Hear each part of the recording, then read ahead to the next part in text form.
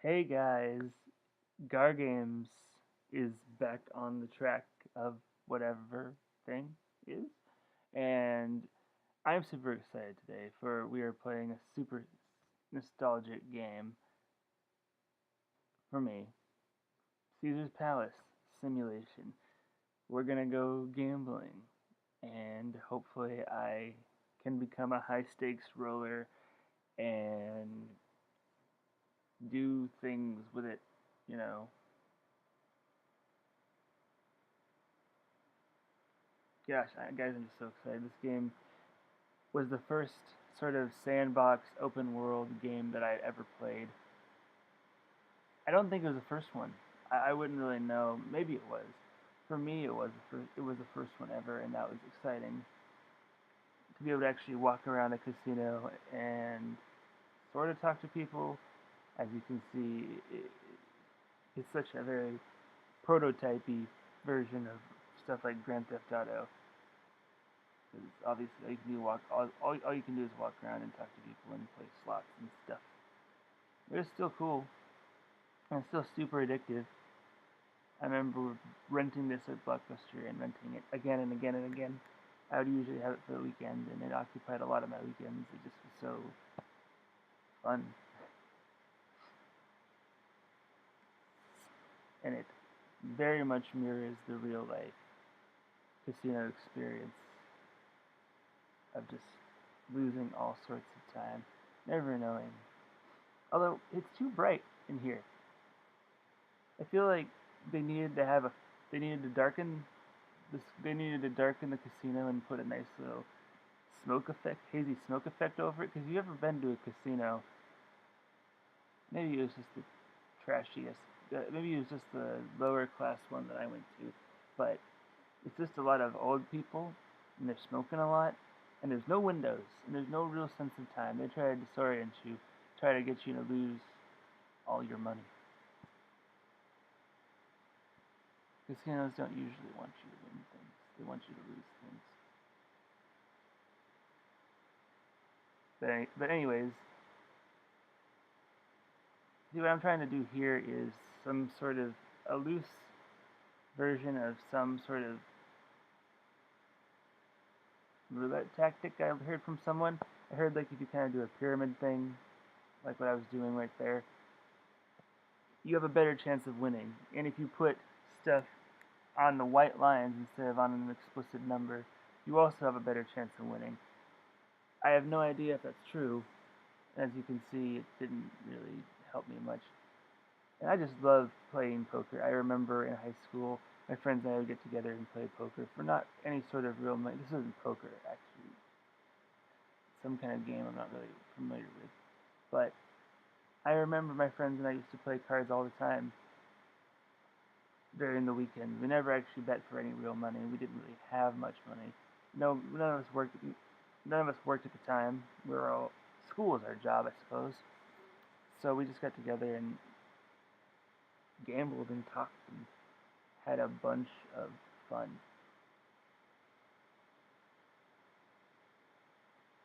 Oh, see, hey guy. Oh, that's a girl. That is a woman. I had no idea that was a woman at all. It's kind of cool. You can get tips, and I'm sure for the time these graphics are pretty cool. They're very Mortal Kombat-esque in their photo capture, photorealistic. Take a picture of someone and put it into the game so it looks very real, and it's kind of cool. Again, I can't like rough up the girl, rob her or anything, or can't fight the security guards, none of that stuff.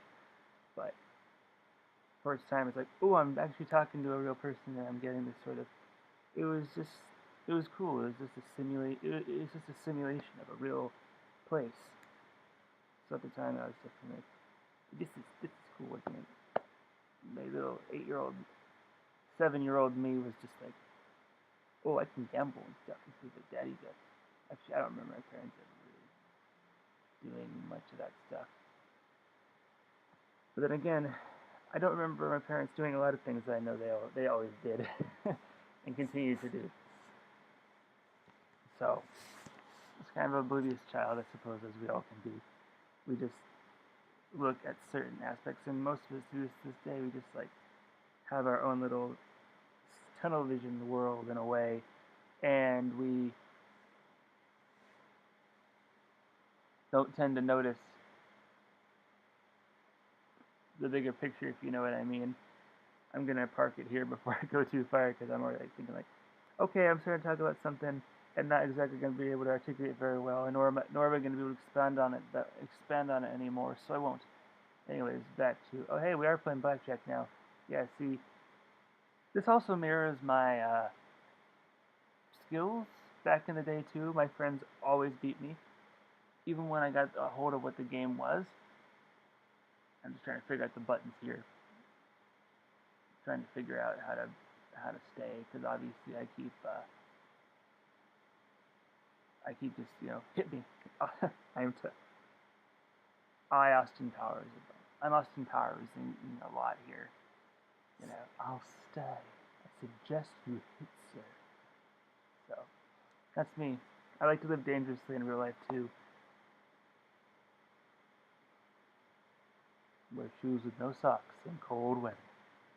It is snowing out here, and it killed the power. Yay, I finally learned self-control. Much like in real life, I learned the art of self-control at a late date. I suppose 28 isn't that late of a date to learn self-control, but whatever.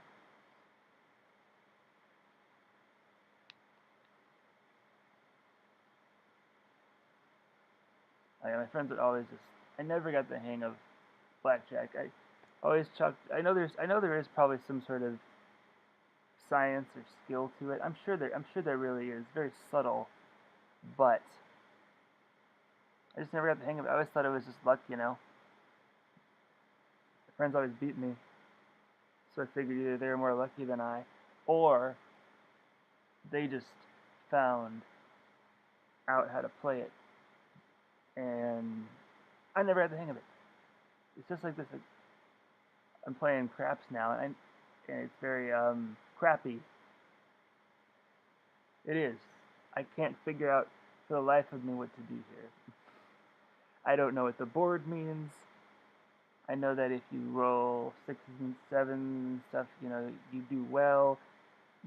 But I don't know how the dice rolls translate into where you place your chips. So I'm going to abandon this right done quick, because it's not fun. So, anyways, this is so revolutionary to me, being able to walk around such a huge, expansive environment. You can talking to this guy, so cool. I'm like, wow, I'm actually talking to a person. Hey guy, can you help me play? Hi guy, can you help me play the game? And they do, but yet I still don't really follow their advice at all. Third thing, sometimes someone's like, hey, in real life, someone's like, hey, this is how you do something. I'd be like, thanks, and it would just be like, right out one ear, right in one ear and right out the other. It's important to listen to people, because if you don't listen to people, then you won't hear what they're saying. Ooh, I'm having so much. Oh, I'm making a little bit. Never got a hold of write down the numbers, and you try to, again, there is a skill and a science. Some people say, oh, gambling's just luck, and you don't really have to. But no, there's techniques, and there's a style, there's methods to it. One could argue there's luck. Oh, can't get in there. See, unlike Grand Theft Auto or something, can't punch the cop. He's just a little photorealistic guy. Sorry, sir, you have to be a high roller to get in here. Okay, bye-bye. I think I was bummed at the time that I couldn't be like, hit A, engage in RPG battle. Oh, look at me. Look at Mr. Businessman. He is rebelling. I may be in a suit, but I don't follow the rules. I'm going up the down way and down the up way. Take that, Caesar's palace. Yeah, you're not letting me in the high rolling area. Well, look at me just go down the up escalator. This is the most deserted I must be hitting. It must be like 1 o'clock on a busy work day. There's nobody here. I can imagine that Caesar's Palace, of all palaces, of all casinos especially, would be very, very, very, very packed and full. Because every time I've gone to a casino, it was packed and bustling. Yep, been here forever. Oh my gosh, is it morning already? I've been here a long time. Yeah. They have that stock response. I love how you can be nice to them, but I love how you can choose to be nice or mean to them. Unlike, say, Mass Effect, something one of those. It doesn't matter because you can go right back to them and just pick the other answer, and it's not like the guy will permanently remember, like, you were mean to me. I'm not helping you. They'll just be like, howdy, stranger. We hit the reset button here. I can choose to be nice, choose to be mean.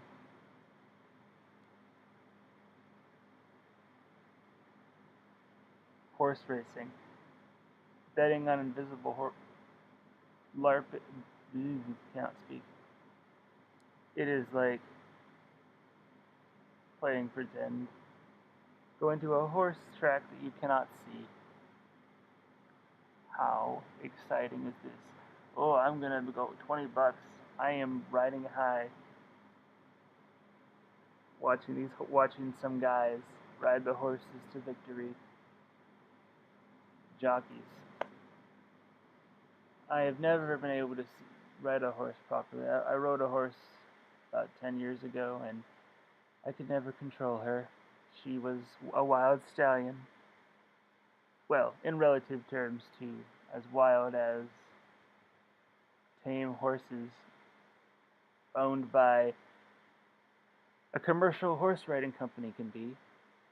At a nice little mid-range 3.25 star. My parents were never millionaires. We could never go to those 5-star resorts.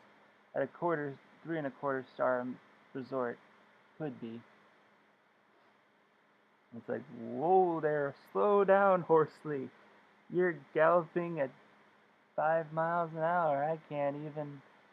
And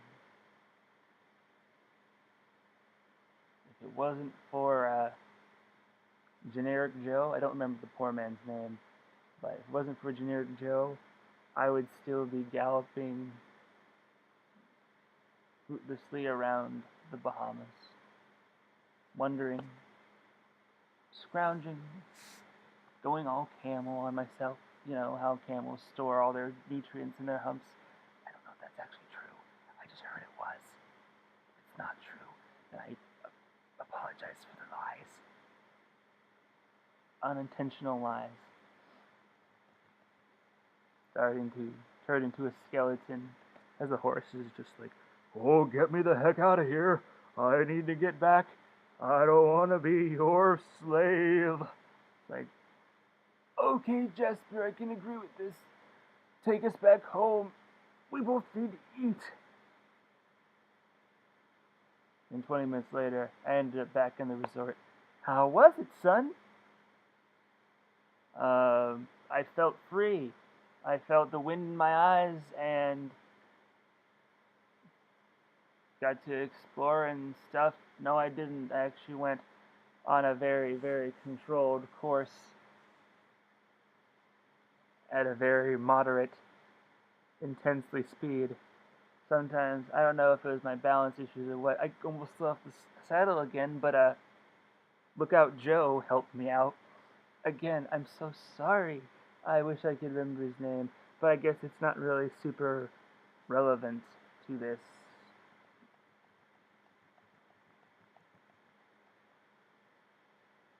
Uh, hey, I'm doing a little better. Hey, dude looks like a lady again. I mean, am I crazy?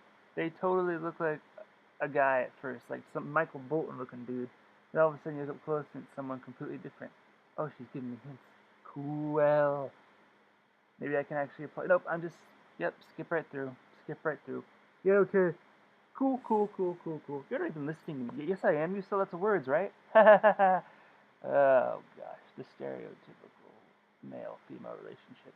Uh-huh. Yeah, great. Yeah, you should have really, the waitress really should have taken it back. Jerry, I was talking about my perm. Oh, sorry, yeah. The hairdresser really should have adjusted it to the right. Oh, never mind, never mind. How was your day? No, I don't care. I'm going to do the same to you. Oh, great, wonderful. Just great. Let us agree to not talk to each other and stuff. Yeah, man, look at my avatar, man. He is just so business. I mean, yeah, must have just came straight from the, must have just cut out of the office on noon on a work day. It's like, yeah, going on a break. I'm going to go to lunch now. Doesn't come back the rest of the day. Still goes gambling. It's like, Skinner! I need to speak to you. Where were you yesterday? Oh, I, got the flu. I suppose you got casino fever, did you not? How does he know? Oh, I have my ways, Simpson. I do. Yep, I'm going for cheapness here. I'm really just trying to get this. Whoops, went to the video poker table. I thought I was doing slots. I'm not paying attention really. I guess it tends to happen. That's why I'm playing a simpler game, and because I had thought about this game when I watched Pushing Up Rose's video on it. I was like, oh hey, cool. I figured this would be a fun little video to do. Catch up on lost time and be trippy and nostalgic. So yeah, The Adventures of Slacky McPension. Actually, this guy's probably too young to have a pension. He's working towards his pension, so Slacky slightly above minimum wage job. Cubicle work slave steps out. Yes, this is the story of this man. He lived life in the frying pan, or he wishes he did. So this is his equivalent of the frying pan, sitting there in his dull, drab 9-to-5 business suit life, working, pushing papers for someone who doesn't even know his name, and gives him, bleeding jelly for a bonus. You know what? I am going to gamble my boss's money, he says, cutting out at lunch. Gonna go grab a Big Mac or something and head out to the casino. And I am gonna make it big and then come back and throw it in Mr. Boggle Smarkus's face and say, take this job and give it to someone else because I'm not working here anymore. I made it big, and as you can see, that's not exactly the case for poor Joe McAverage. But maybe I'll keep trying. At this point, I'm definitely trying to just run down my money. I'm thinking it might take a long time to be a high roller, and I don't want to be here forever. You guys don't want to be here forever. YouTube doesn't want me to be here forever. Nobody wants me to be here forever. I'm just on a roll with the Simpsons references. Simpsons references today. Neat. Yeah. See, look, I'm kind of getting it. What is a Joker, like a 10, right? So yeah, obviously. Wait, no. Oh, I'm so clumsy thumbsy. Austin powered it again. Dang it. All right, let's see if I can. Yep. See. Please hit the right button. Okay, waiting. See if I can remember to hit the right button. Oh, yeah, putting down the right.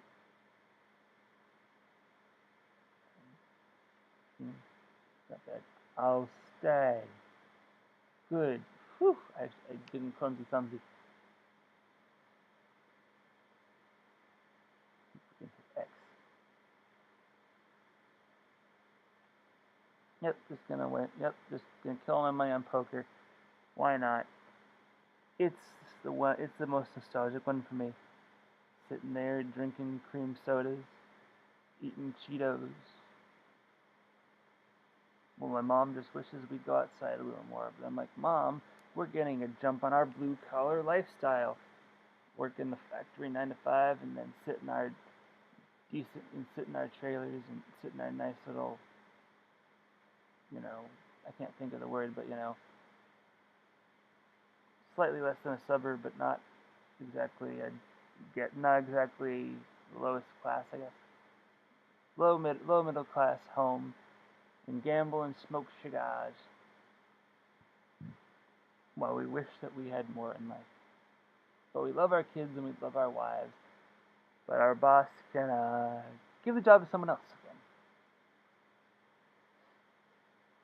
Running through the change purse, running through the change. It's easier to pretend to gamble than actually gamble in real life. I don't even think I can gamble under the rules of the place where I'm at.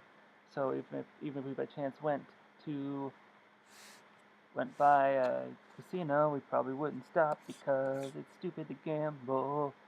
Sometimes you win, sometimes you lose, but then either way you kind of look at it and you're screwed. You ruin all your time. You wasted all your time and your day for something that can be blown away. Caesar's Palace. Caesar's Palace. It's the palace of Caesar. Caesar's Palace might be the most famous casino in the world, but I don't know. It probably was in '92. That's why they made a game of it. I'm doing so great, winning lots of money. No, I'm not. Pretty much mirroring my experience in every casino I've been in. Never made any money. Went over my $20 limit. My grandpa said, "Here, have another 10." And then after that, he wouldn't let me gamble anymore, 'cause I was losing money. And he didn't want to waste his retirement and his life. He said, "Let's go to Dave & Buster's." I said, "I don't even know what that is." He said, "It's a gaming place where you can eat and play video games." I said, "That's great. What do you do?" He said, "I'm going to sit in the corner, smoke cigars, and have a couple buds." I said, "Okay, what is a bud?" I didn't know what that was at the time. Again, like I said, didn't know my parents, didn't know my family did things they do now, like consume beverages.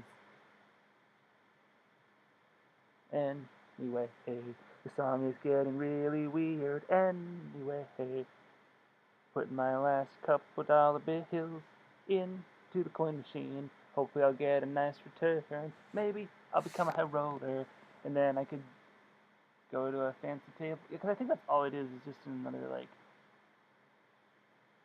there's another, like, poker table or something. Again, I didn't think this game actually had any sort of, like, objectives. I thought you just wander around the three stories casino and just do this. But apparently you can get into a couple high roller clubs. And what's Jim Carrey doing these days? Anybody know? I feel like I haven't seen him in any movies lately. But that's probably just because I haven't really been to the theater often. And I've really just kind of been in my little shell up in the mountains. So I really don't know what's new, what's old. I don't know. I don't really follow music. I am in such a little time capsule. It's pretty crazy. I'd like to get into contemporary music reviews, and maybe I will. Maybe I'll find some recommendations and pick something up and put it on reviews in the dark. But until that day, you'll basically see me doing old music. Old music by old people. Some are dead, some are living, some are in assisted living. Like Glenn Campbell, poor old Glenn Campbell. I guess it can't go too bad for him. The poor guy doesn't know. Alzheimer's. There's a story of him getting it and then deciding, I'm going to go out on my last tour ever. It's kind of cool. That's how I'd like to go out.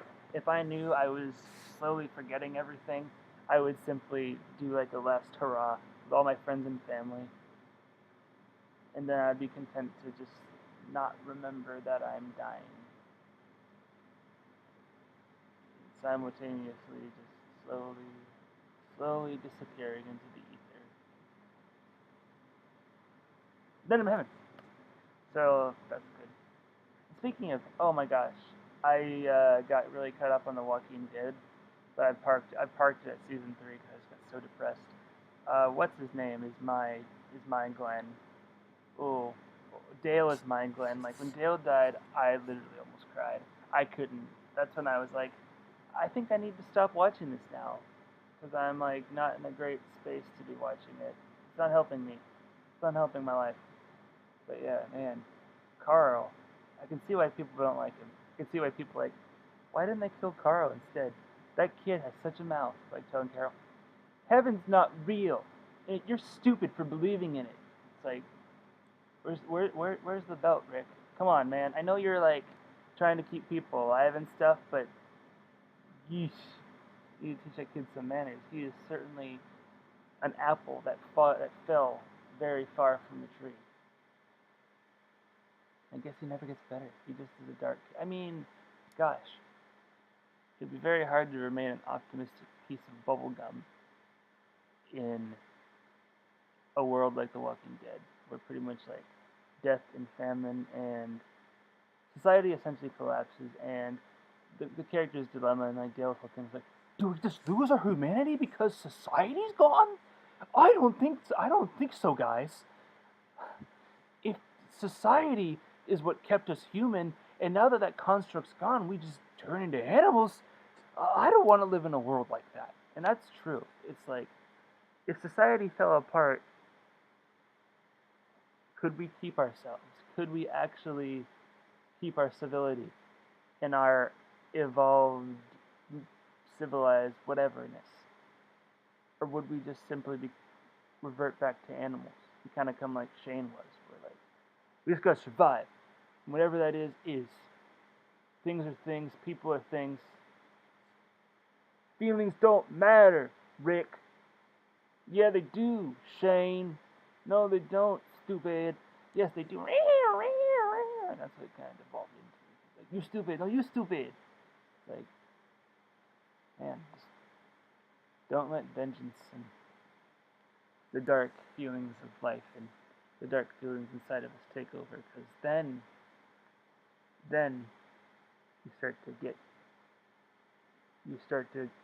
you shoot your best friend in the chest. Not literally for most of us, but metaphorically. I know I've shot my best friend in the chest, and he I. But thankfully we got over it. Thankfully we are still good friends. We're still best friends this day. Oh, sweet, blessed friends. I'm glad they're here. I'm glad they're there. I'm glad they're everywhere. I'm glad that some are living. I'm weird to say, but like, I'm glad that they are dead. But it's like, I know that they're in a better place. Like, I don't care what you believe. You know, I think death is. But that's the thing, right? Like, what if you end up going to hell? Then like that's not so nice. But I don't know. Maybe it's just me. But I think death is gonna. I think death being like, oh wow, okay, park it, stop, back the truck up, beep beep beep beep beep beep. Why'd you do that? I don't know. Yeah, sorry. I don't know why I just bring like conversations about death into these little let's plays. But, ooh, little light fun gaming. Haha, we're gonna simulate Las Vegas 'cause it's better for my wallet. Hey, all of a sudden, let's just talk about death and how awesome it could be. Some people could be like, well, it's just a blank nothing. I'm like, well, good. It's just peace. Like, better than here, I don't know. But while we're here, we ought to support each other. Whatever that means. Whatever that means. You could have the blind optimism, like, gotta make the best of, and then it's like, I know some people, I think, oh, wow, starting to recycle issues here. Wow. But it's like, it's really been kind of an issue that's on my heart lately. Is at first, like, do you counsel people? Do you, like, tell people what to do, etc.? No, you don't. You don't. You come alongside them and support them and say, like, what do you need? I won't try to talk you out of things. I won't try to talk you into things. I won't try to force stuff upon you. I will simply be with you until you ask me to leave. And even then, I still think about you all the time. And my arms are open to you.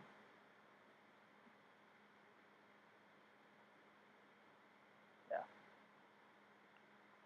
That's pretty much what I've learned to do with I realize sometimes my advice has pushed them away or made things harder, and me trying to save them from, especially when they're really committed to something. A lot of times people are just going to do whatever they want, whatever they decide to do, and we can't talk them out of it as much as we'd love to, as much as we want to talk people out of certain things. We just can't, and that's okay. It's hard. That's okay. But the worst thing we can do, but sometimes, I guess the worst thing we can do is nothing. Because the worst thing you do is leave them, but then it's like, well, if they want that, then it's not. But the worst thing you can do is like not do anything, even if that anything is thinking, praying for them, caring for them, and know that you are on their side, and that you are, that you just let you do, that you care for them greatly. Sometimes all you can do is hold them in your heart. And now, Conway tweet. Wait, sorry. Alright, woo. And so I actually yesterday I slipped on a bunch of ice and almost broke my tailbone. That was really fun. It's starting to get really cold here in the mountains, in the not the Appalachians, in the Adirondacks. Snow's starting to fall. Knocked out the power. Knocked out the internet for a little bit. And I'm really just hoping it doesn't ice over, because that's gonna make our winter camp really hard to do. Just like it was last winter, we had to pretend snow because it was just frozen. Everything was just icy. Everyone was slipping. Getting to class was a real pain in the keister. But so yeah, I hope the snow stays nice and snowy, powdery, snowball facilitating. I just don't want it to be ice, because that can cause traffic accidents. People can hurt themselves, break them. Like my friend almost broke her hip. She did, poor kid. She was like, walk. Oh, I got some crack. I'm like, no. She's just like, I think I'm okay. Tries to stand, crack the bone, like her bones like hanging out. It's okay. It's still good. I'm all right. Dang, man, like I just Ramblin and Gamblin. That is the theme of this episode, and it's also a really long episode. Oh my gosh, if you guys click off by now, I do not blame you. If you guys stay for the whole thing too, great. But either way, I do appreciate everybody watching these. This was a real gamble for me, and it's been fun. It's been cool to like know that some people from like Thailand, Philippines, I don't know, like international people are watching these, and that's like cool to see. It's exciting, and maybe if I could start getting paid for this stuff, isn't that crazy? In this day and age, this is what people can. This sort of stuff can actually be a job, and actually means something to people, etc. It's a new age, and it's cool.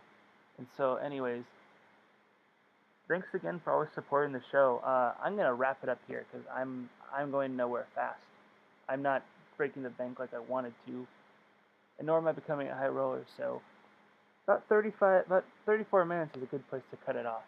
Anyways, guys, Garby, this is gargames, Caesar's Palace, the big long episode. Thanks for watching, guys. I love you all. Continue to follow me on Twitter, support me on Patreon, and I will see you guys in the next episode. There's my Spotify! Bye, guys.